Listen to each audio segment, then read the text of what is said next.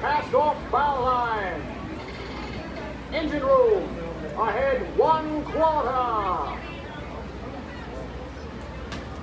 Engine room, ahead 3/4. Leadsman, sound off. By the mark. Mark 1. That's the leadsman calling out the depth markings so we can avoid running aground. Mark Twain. Mark Twain is not just the name of a riverboat or a great American author. It also means the water here is 2 fathoms deep. That means it's safe enough for us to proceed on our steam-powered journey along the rivers of America. On our trip, we'll visit the magnificent Columbia of the Great Northwest, the graceful Missouri of the windswept plains, and the rugged Rio Grande along the border of Texas and Mexico. I'll be sure to point out interesting sights along the way and even tell you about a legend or two. We begin our trip right here on the mighty Mississippi, heading south and ending up down in New Orleans.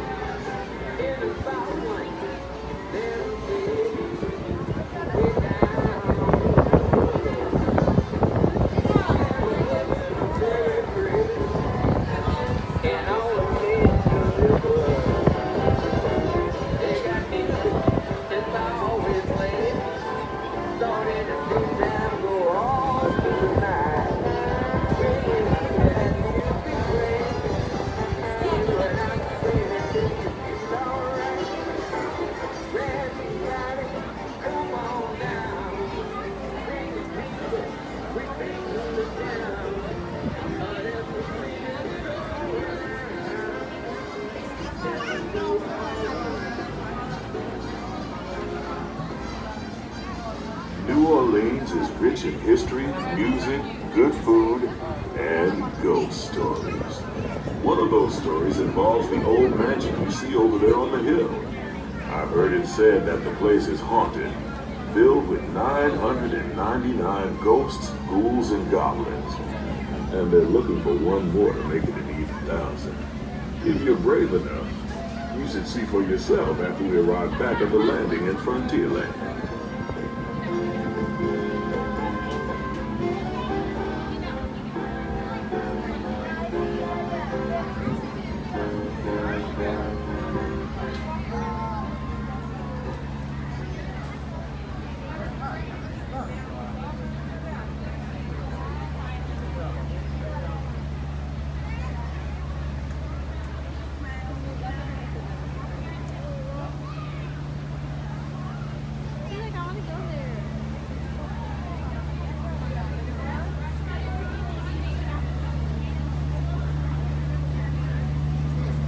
Move out of the way.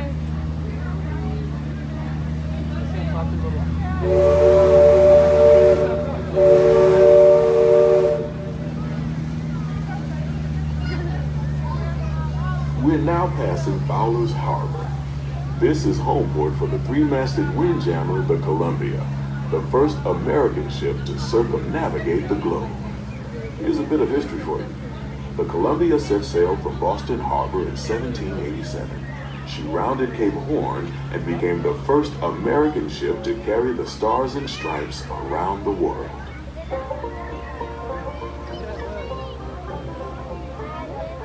The most famous landmark in this area is Splash Mountain, named for the fact that everyone seems to have a splashing good time when they visit. Splash Mountain is part of Critter Country, A remote wilderness filled with tall pines, rustic buildings, backwood bayous, and one of those tall tales we often hear along the river. The story is that the birds and animals that live here can talk, sing, and dance. Like I said, just another tall tale.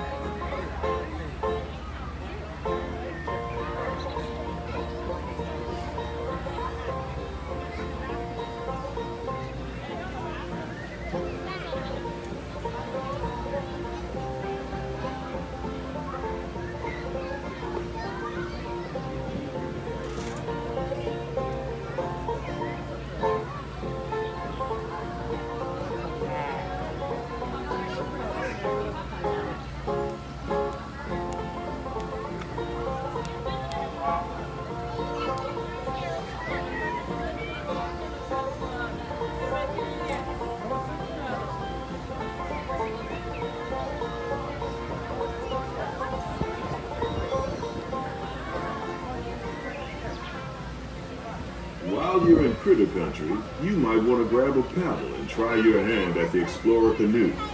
You can work up a real good sweat rowing one of those around the river. Me, I'll take the comfort of the Mark Twain Riverboat any day.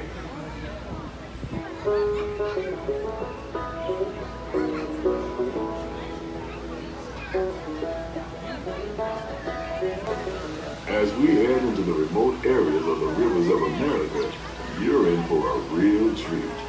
I've been navigating these parts for years now, but I never get tired of taking in the breathtaking beauty of the Columbia River. The majestic trees, the stunning rock formations, the cascading waterfalls, the moose, deer, and elk along the banks. It's all so magnificent and so peaceful.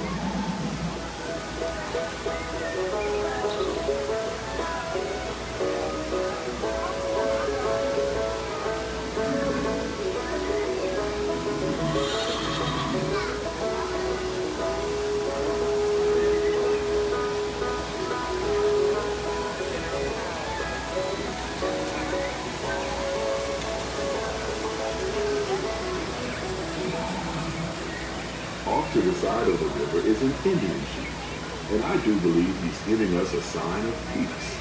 That means we're all clear as we head up the Missouri River to the home of the Plains Indians.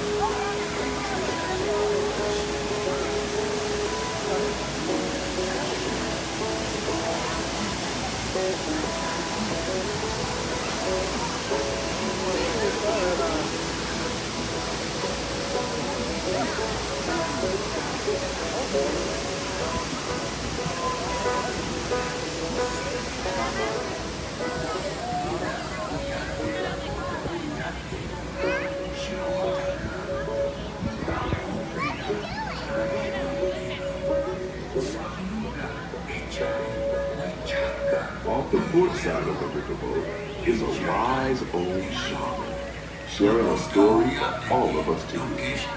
He's telling the tale of how a woodpecker taught a young tribesman to take a hollowed-out branch and turn it into that most wondrous of musical instruments, the flute.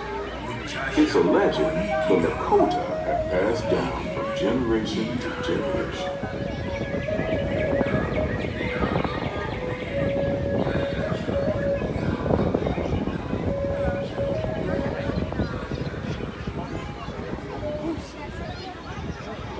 And there, just beyond the shaman, is a tribe of Plains Indians setting up their camp along the banks of the river. They'll be here for a few months and then move on.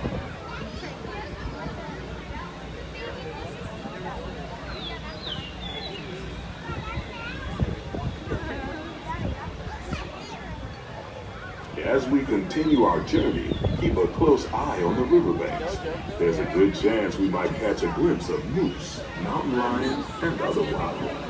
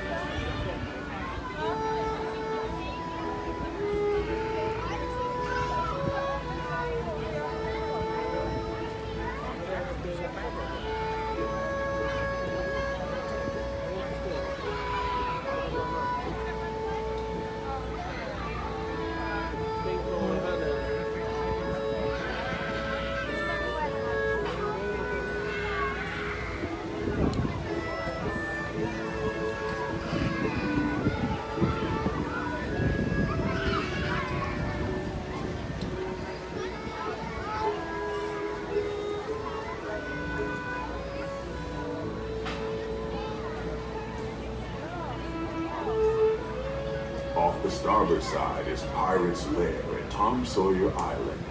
Young Tom always said he wanted to be a pirate, and I think I see why.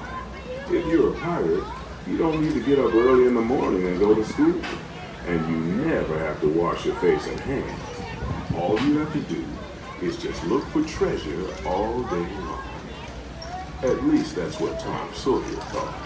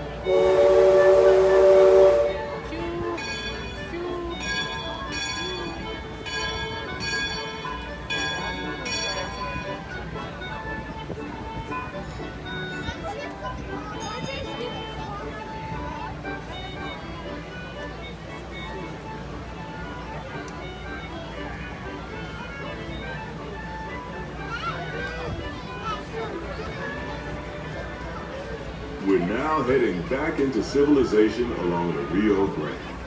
Off in the distance are the towering buttes of Big Thunder Mountain. Rumor has it that the railroad built to haul gold out of the mountain has been seized by supernatural forces, and they've turned the mining trains into the wildest ride in the wilderness. Of course, that may be just another legend of the river. Just ahead is the Frontierland, where our journey ends. On behalf of our entire crew, I'd like to thank you for booking passage on the Mark Twain Riverboat. At this time, we ask that you prepare to disembark. If you're on one of the upper decks, please make your way down to the first deck. The stairways to the right side and the back of the boat may offer the quickest and easiest ride. We hope you enjoyed your voyage with us and that you'll visit us again real soon.